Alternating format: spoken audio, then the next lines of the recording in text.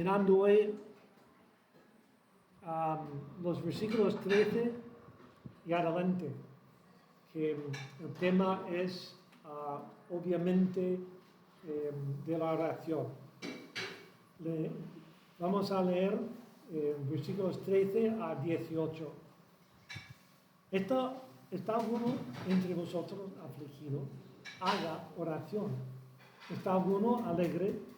Cante alabanza. ¿Está alguno enfermo entre vosotros? Llame a los ancianos de la iglesia y oren por él, ungiéndole con aceite en el nombre del Señor. Y la oración de fe salvará al enfermo, y el Señor lo levantará. Y si hubiera cometido pecados, le serán perdonados. Confesaos vuestras ofensas unos a otros y orad unos por otros, para que seáis sanados. La oración eficaz del justo puede mucho. Elías era hombre sujeto a las pasiones semejantes a las nuestras, y oró fervientemente para que no lloviese, y no llovió sobre la tierra por 3 años y 6 meses. Y oró otra vez, oró, y el cielo dio lluvia, y la tierra produjo su fruto. Entramos en estos versículos y yo admitiendo, pues yo no tengo todo dominado de esto de oración. O sea, y me identifico a lo que Santiago dice de Elías, un hombre con la naturaleza como la nuestra. Y Pablo dice, no sabemos orar como humanos. Entonces, por eso tenemos al Espíritu Santo. Entonces, entramos en estos versículos también reconociendo Santiago ya es un pastor encargado, intentando ayudar hermanos judíos ya creyentes, esparcidos por todo el mundo. Y reconoce que tienen problemas, empieza su carta hablando de sus dificultades y qué se debe hacer. Pero cuando os halláis en diversas pruebas, deben regocijarse. Sumo gozo, o sea, tener sumo gozo, dice. Y luego dice, si a alguno le falta sabiduría, que ore. Entonces, es como los mismos temas, pero ya empujando de un ángulo distinto, ¿no? Y él está enfatizando aquí la oración, siendo quizá las primeras instrucciones en la escritura dirigida a este tema. O sea, pensamos que quizá su carta es la primera escrita para la iglesia.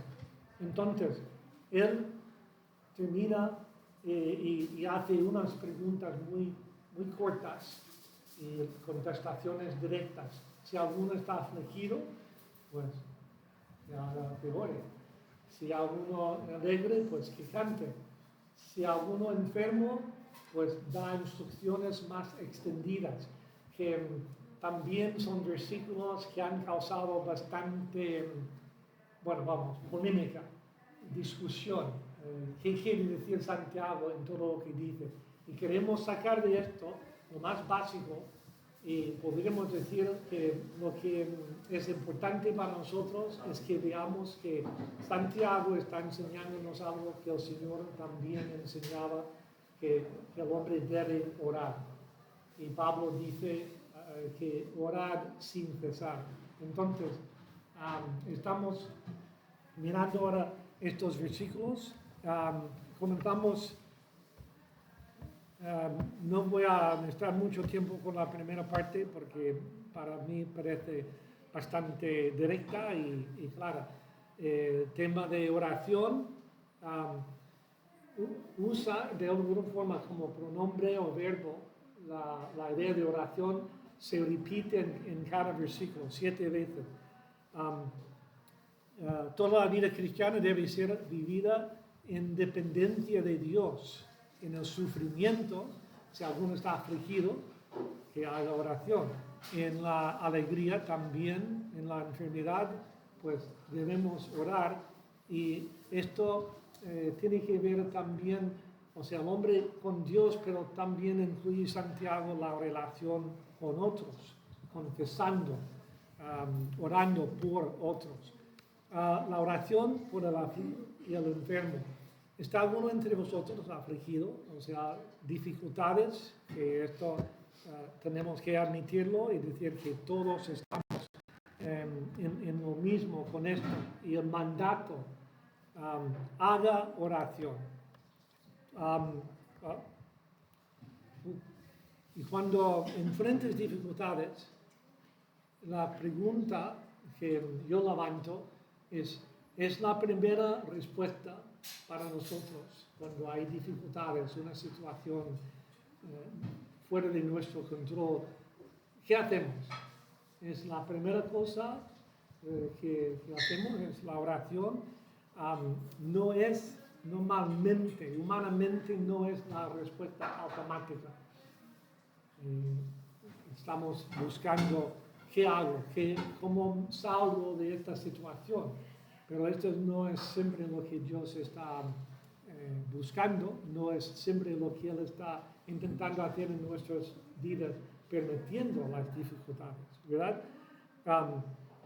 Puedes hacer más, alguien ha dicho, que orar después de orar, pero no debes hacer nada hasta que hayas orado. La oración reconoce que dependes o nuestra dependencia total de Dios.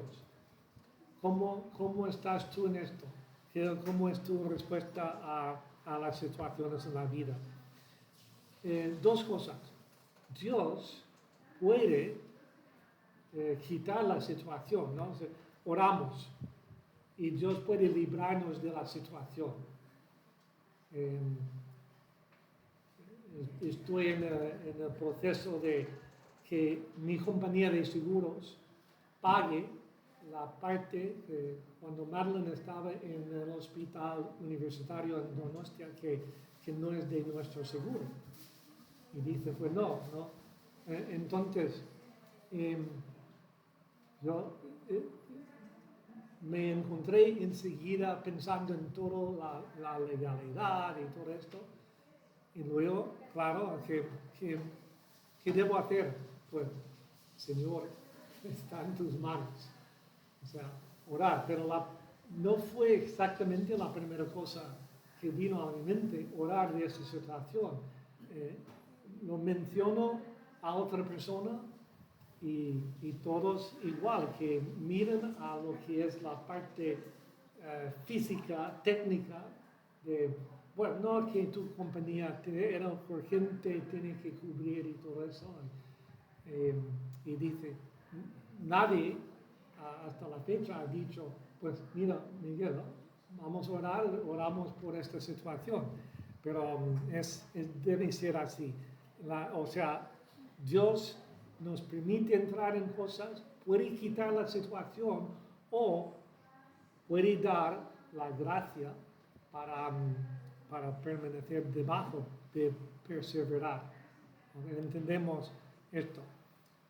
Está uno alegre, o sea, va de un extremo al otro.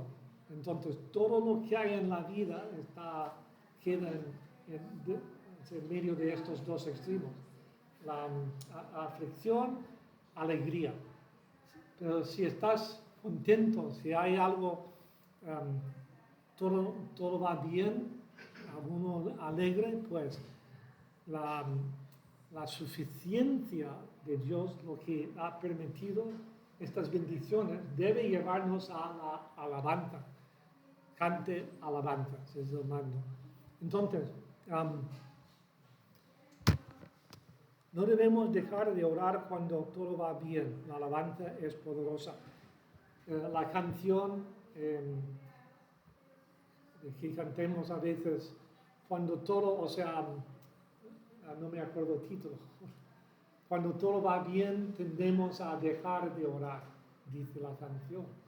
Y no debe ser así. Pero la alabanza es muy, muy grande en nuestras vidas, debe ser un hábito.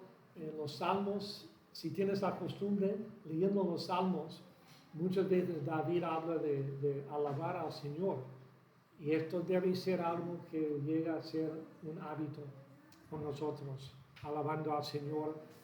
Y el creyente, sobre todo maduro, entiende que no importa las circunstancias, aún en dificultades debemos alabar. Entonces, esto sale en las Escrituras, pero Santiago está mirando los extremos en este momento. ¿Alguno enfermo entre vosotros? Luego da este mandato: llame a los ancianos de la iglesia y oren por él, ungiéndole con aceite en el nombre del Señor. Y esta parte del aceite sí ha levantado muchas preguntas y dudas. ¿Qué quiere decir esto? Pues la enfermedad en este caso, algunos incluso hacen la distinción: ¿está hablando de algo físico o es espiritual? Yo personalmente veo que el énfasis está en el físico, pero obviamente el espiritual está parte de lo que es la situación. Llamar a los ancianos implica, sugiere la idea que hay algo espiritual involucrado en el asunto. Llame a los ancianos que oren. ¿Cómo deben orar? ¿Para qué oran? Pues uno me dice: Miguel, ora por mí porque tengo esto. Y le pregunto: ¿pero cómo quieres que ore? Y él dice: que se solucione, ¿no? O que me cure el Señor. Pero no es exactamente lo que... No empiezo con esto. Me acudo al Señor y Santiago no entra en todos los detalles, pero el Señor sí. Y luego Pablo y otros añaden situaciones o características o condiciones que hacen que la oración sea eficaz. Que más adelante Santiago dice, pero la oración eficaz. Vamos a tocar esto y ver qué es una oración eficaz. Pero en el momento yo simplemente empiezo orando al Señor, reconociendo: Él es Dios, Él tiene una voluntad en el asunto y esto es lo que buscamos. Dios puede sanar o no, puede dar gracias para aguantar, como hemos dicho. Pablo tenía muchos dones, hasta tocar a gente enfermas. Pero él oró por sí mismo. Y la respuesta del Señor: Señor, quítame esta enfermedad. La respuesta era: basta mi gracia. No. Y Pablo reconoce en la Escritura que Dios tenía el propósito de no quitar el problema que tenía, precisamente para que él dependiera de la gracia de Dios. Y muchas veces, bueno, siempre es lo que el Señor quiere que aprendamos, pero cuando Él no nos quita algo es por una razón, y siempre la gracia de Dios es suficiente. Luego dice, hágase, bueno, Cristo en esta situación dice: hágase tu voluntad, hablando a su Padre, como en el cielo, así también en la tierra. Él estaba enseñándonos cómo orar. El Señor oró a su Padre también en la huerta sobre lo que le venía. Y dice, muy doloroso, mucho sufrimiento allí que venía. Y si es tu voluntad, Señor, lo que es tu voluntad. Y sabemos que el Señor había preparado a Cristo precisamente para ir a la cruz, para sufrir. Cristo sabía esto, pero aún en su humanidad oraba a su Padre. Y luego que llamen a los ancianos que oren por él, ungiéndole con aceite.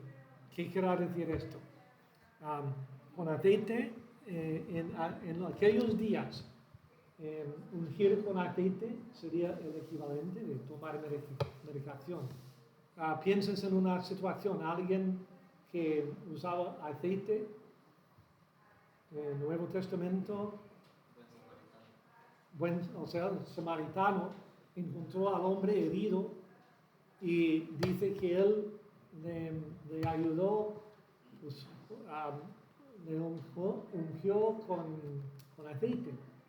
Luego dejó dinero para que el misionero siguiera con el tratamiento que fuese necesario.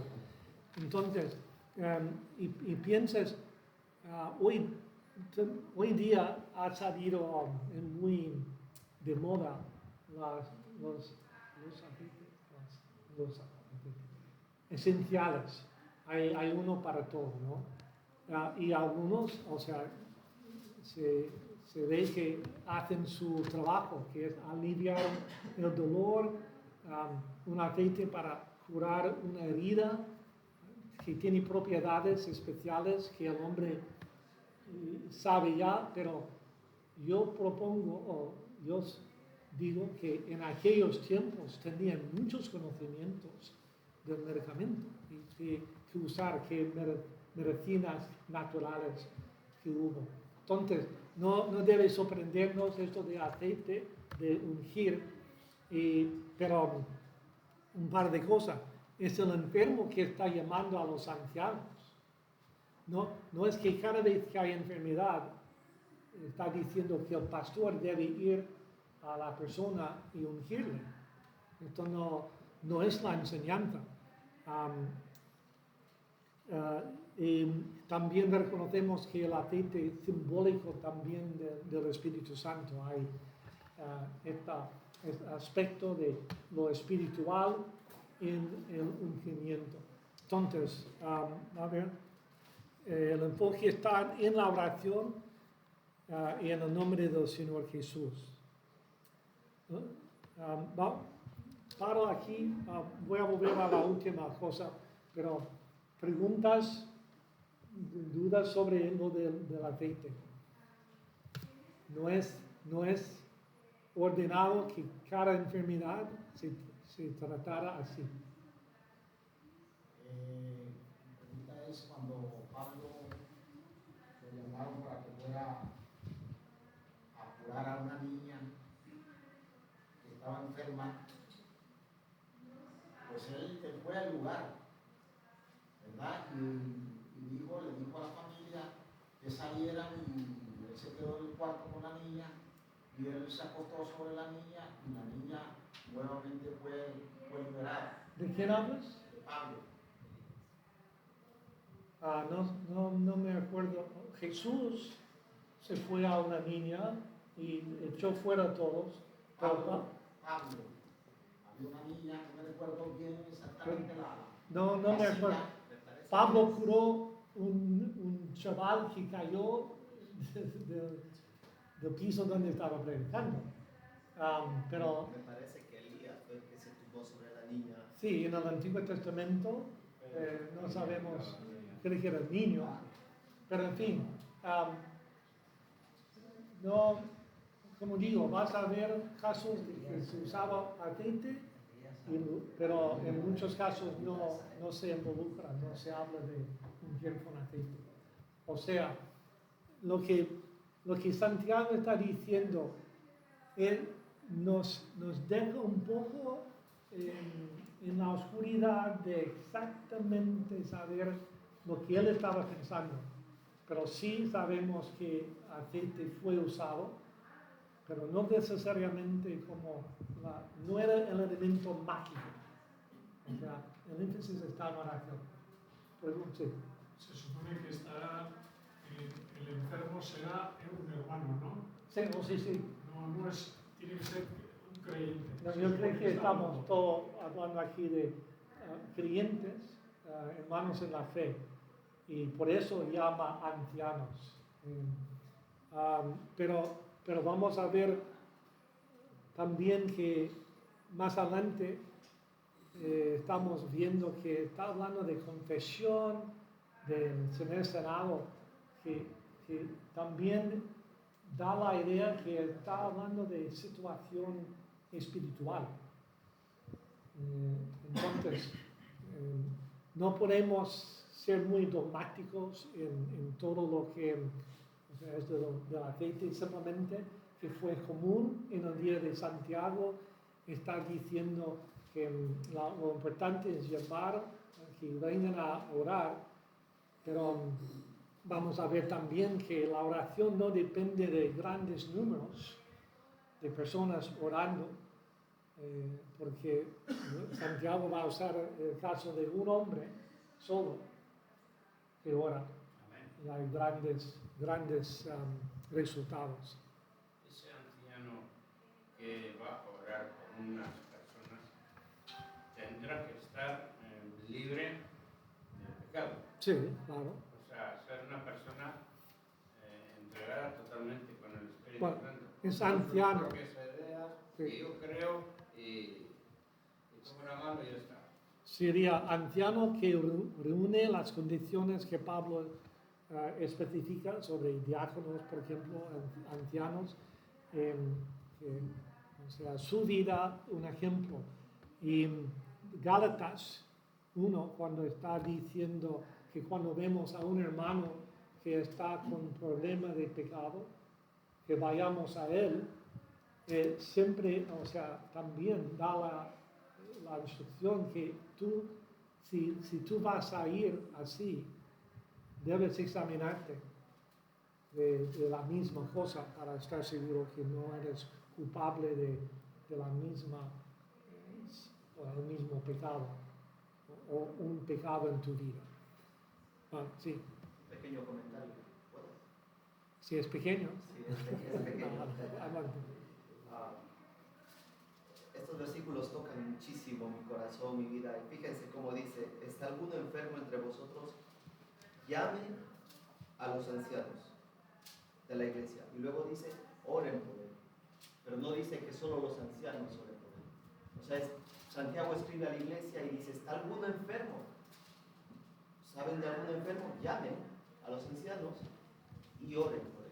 Es un mandato a la iglesia. No es solamente que los ancianos oren por él, es oren todos por él. Pero luego dice ungiéndole, como decir, es una oración activa, no es pasiva. Ungir es hagan algo por este hermano, hagan algo. Es activo. Orar por él y hacer algo por él. Simplemente es a la iglesia. No dice que solo los ancianos oren por él, que solo los ancianos hagan eso. Bueno, más adelante habla de orar el uno por el otro, pero si es llamar a los ancianos, plural, oren, ungen, o sea, no toda la iglesia está ungiendo. Yo creo que en este contexto es los ancianos haciendo esta acción, pero sí más adelante Santiago sí estipula que oramos el uno por el otro. Yo creo que es cosa dramática en este sentido, pero sí, eso es la intercesión cuando sabemos de necesidades.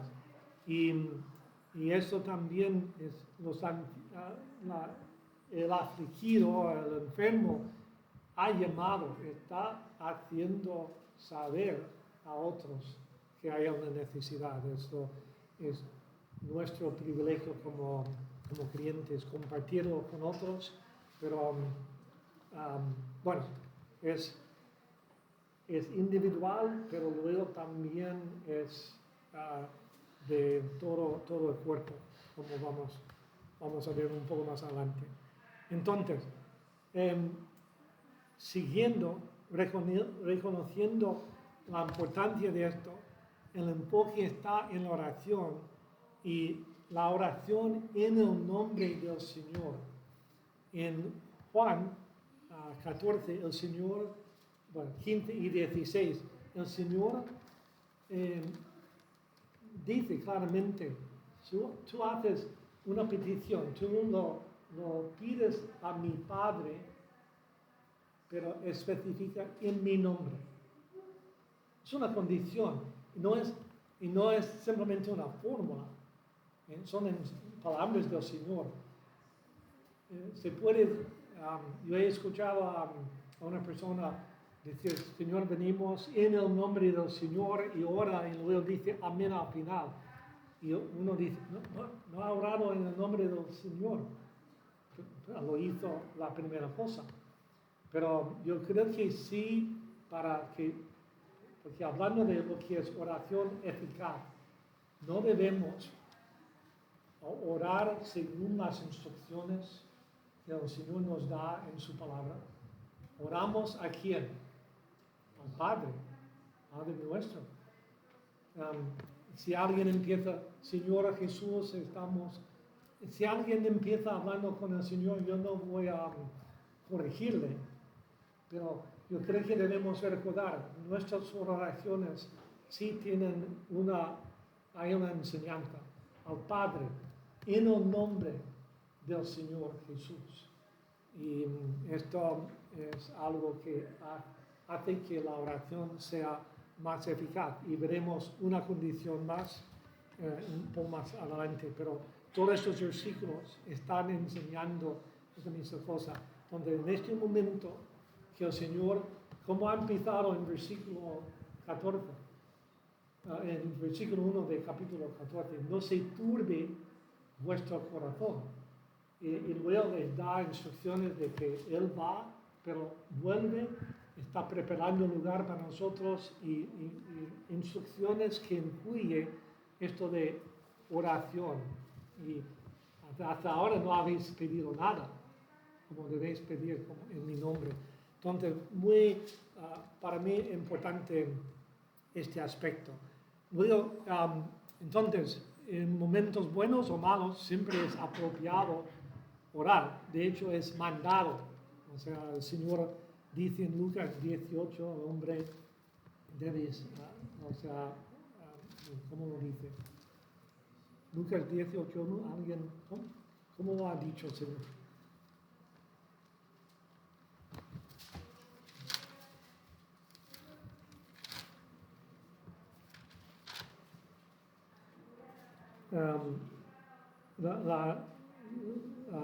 Refirió Jesús una palabra sobre la necesidad de orar siempre. Y Pablo dice en 1 Tesalonicenses 5:17, orar sin cesar. Es una actitud de oración continua. Entonces, Santiago presenta el tema, pero luego la palabra de Dios amplía el tema. Y recuerdas, Santiago es medio hermano del Señor, pero ¿qué fe tenía en su hermano antes de la crucifixión? No creía en él. Entonces no sabemos todo lo que él escuchó. Seguramente Santiago escuchó muchas enseñanzas del Señor, pero luego aprendió de otros estas enseñanzas y llegó a ser líder de la iglesia y conoce bien los temas, pero él está mirándolo desde su punto de vista, su conocimiento en estos momentos. Luego dice, la oración de fe salvará al enfermo. Muy interesante. ¿Qué es la oración de fe? Una pregunta. ¿Es una garantía de que la persona va a ser curada? La oración de fe le salvará. La salvación ahí no es la salvación del alma, está hablando de ser curado físicamente o restaurado en el sentido, físico y espiritual. Pero no es una garantía, pero Santiago lo dice como tú oras y tu oración en fe salvará a esta persona, la curará. No es global, simplemente tienes que orar. Y tu oración de fe incluye entendiendo lo que dice la palabra de Dios sobre la oración. Y que si Dios tiene su voluntad en el asunto, es la voluntad de Dios que cada enfermo sea curado. ¿Sí o no? Que no. Que Pablo oró, Jacobo, uno de los discípulos, está encarcelado y pierde la cabeza, le matan. Pedro llega a la cárcel en la misma circunstancia y el rey en el momento tiene el mismo plan, quitar, bueno, Juan Bautista también perdió su cabeza, pero Pedro, no estamos hablando de enfermedad, pero estamos hablando de la voluntad de Dios en situaciones difíciles. Entonces vemos a gente en el Nuevo Testamento que son curados, sanados por el Señor y otros que mueren. Entonces esto involucra la voluntad de Dios. La oración de fe incluye orar creyendo en el poder del Señor. Marcos 11:24, si pedimos una cosa creyendo, imprescindible esta fe. Y los otros versículos es la misma cosa. Orar pidiendo la voluntad de Dios que sea hecha. Primera de Juan 5:14. Y esta es la confianza que tenemos en Él, que si pedimos alguna cosa conforme a su voluntad, Él nos oye. Y si sabemos que Él nos oye en cualquier cosa que pidamos, sabemos que tenemos las peticiones que le hayamos hecho.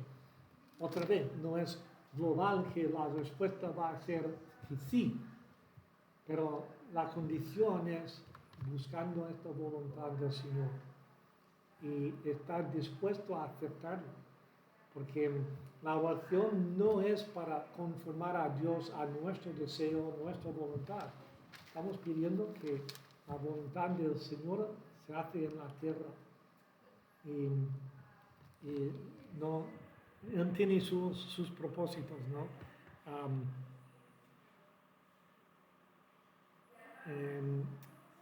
Sí, aquí está Hebreos.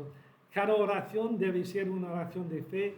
Romanos 14:23. El tema es comidas, cosas dudosas, pero luego Pablo dice, y todo lo que no proviene de fe es pecado. Hebreos 11:6, el autor dice que sin fe no podemos agradar a Dios. Entonces, esta es la clave. Oración de fe, ¿qué es? O sea, reconociendo que Dios es Dios y estamos buscando su voluntad. Dios escucha la oración de los justos. Esto es una promesa en Proverbios 15, en otros lugares también. Pero cuando Job, vemos a él en capítulo 1, dice que él intercedía todos los días para sus hijos, cuando estaban juntándose para la protección del Señor. No obstante, Job no está enterado de lo que pasa con Dios y Satanás. Y Satanás dice, déjame probarle y verás que él no te tema, te sirve por nada. Hay otros motivos. Entonces, Dios deja a Satanás tocar a Job, su familia, su físico, y Job no sabe esto. Pero Dios escuchó igual esta oración para sus hijos. Y cuando permitió que perdiera todos sus hijos, Dios estaba siendo soberano, glorificado. Y esto es cuando nos cuesta pensar, pero he perdido mi hijo o mis hijos. Pero ¿para cuánto tiempo? Si son hijos en el Señor, les tenemos para la eternidad. Y esto es la perspectiva que tenemos aquí en la tierra, es lo que nos cuesta tanto. De ver cosas por los ojos del Señor. Y Job dice, que me mate, al final de todo voy a salir como oro. Y esto nos cuesta entender este principio, pero es claramente de Dios. Bueno, paro ahí. Pregunta sobre, duda aquí. Muy importante esta perspectiva de cómo oramos buscando la voluntad del Señor.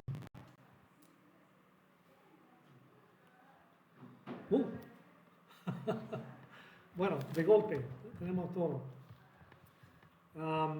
¿Dónde estoy? Bueno, ¿qué pasó aquí?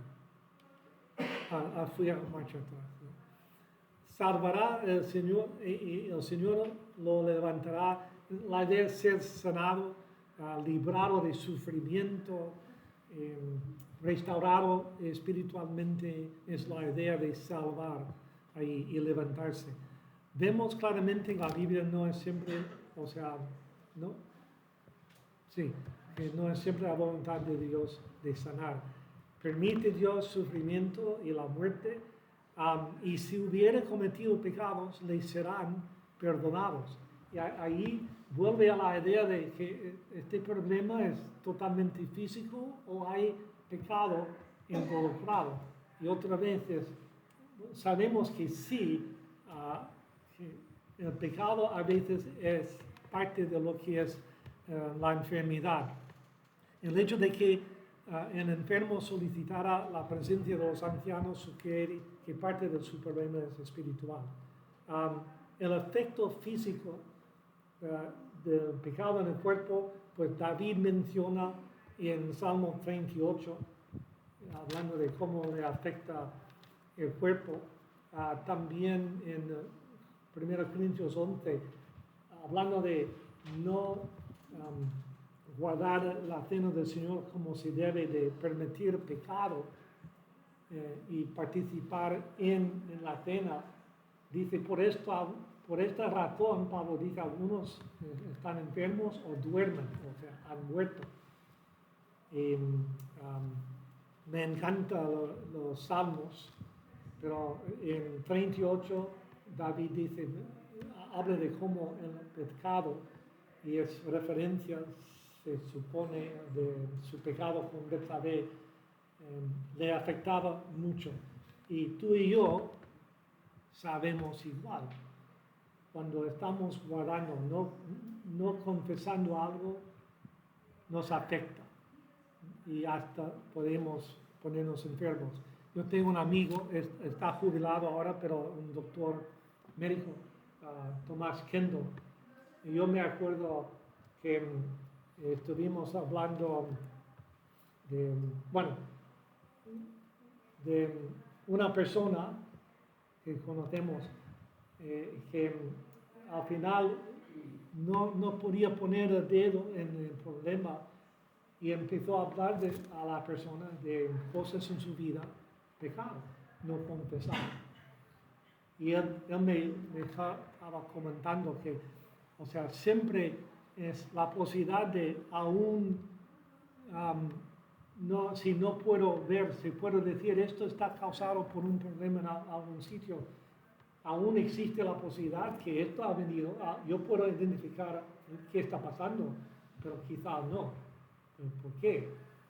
Y entonces es un creyente que reconoce que en su profesión también está involucrado lo que es el Señor, que es el que cura al final. El medicamento puede hacer algo, pero al final es el Señor. El médico cobra, pero es Dios que ha curado. Pero es algo que me acuerdo que Dr. Kendall hablaba de los efectos del pecado en la vida. Y a ver. Una pregunta. Sí, ya. ¿Eso es el equivalente a lo que hacemos nosotros hoy aceite, lo que sea, porque yo sé, en mi caso, cada vez que tengo médico mío, o sea, que tengo que ir al médico, tiene que ir el chaval, o quien sea y tal, yo oro primero para que le dé Dios conocimiento al médico, para que le dé las vitaminas adecuadas para que sane. Sí. Es el equivalente. Yo creo que eso es lo que hemos dicho con el aceite. Es el equivalente de tomar medicamentos. Si empezamos con orar, vamos al médico, Señor, guía al médico, dale sabiduría de ver el problema. Pero ¿quién ha dado a los médicos científicos la sabiduría, el conocimiento de medicamentos? Pues Dios. Todo es de Él y es un recurso que podemos ir y usar sin problema, siempre reconociendo que es el Señor que al final que va a guiar y al final curar. Y cuando vienen pruebas, enfermedades, siempre es un momento de parar y decir, Señor, ¿por qué eso?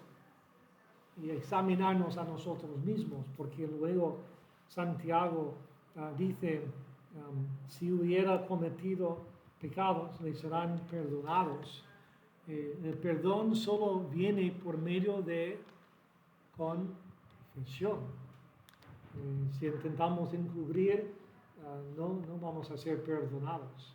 Entonces, esto es siempre parte del motivo. No toda enfermedad es el resultado directo de pecado, tampoco.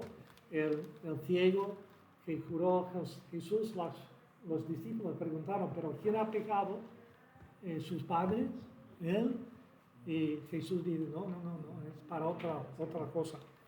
Y confesamos nuestros ofensas unos a otros y orar unos por otros. Aquí está la oración en familia de todos. Pero tenemos que parar aquí, pero tenemos que tener mucho cuidado con esto. No es una confesión público siempre para toda cosa. No tenemos cultos de confesión. Y tiene que ver lo que se hace en público, hay que confesar públicamente. Lo que se hace en privado, se confesa en privado. Si es una persona, es el círculo involucrado a quien tenemos que... yo no tengo por qué. Yo puedo decir, hermanos, yo tengo una situación, he pecado, estoy pidiendo vuestras oraciones, pero no entro en detalles. Pero cuando es confesarlo y limpiar las situaciones, ir y sin involucrar detalles, o sea, que van a elicitar malos pensamientos, pues, así se dirige. Vale, bueno, paramos aquí. La semana que viene miraremos al ejemplo que Santiago nos da de este hombre que tenía fe y era justo y el Señor contestó su petición. Vamos a orar. Señor, gracias por tu amor, gracias por estos versículos animándonos, mandándonos a orar, ayúdanos a ser hombres de oración, dependiéndonos de ti. Y Señor, pedimos que tú ayudes que nuestra iglesia sea limpia y pura, porque estamos manteniendo los pecados confesados y estamos orando el uno por el otro. Y Señor, encomendamos todo a ti en el nombre de Cristo. Amén.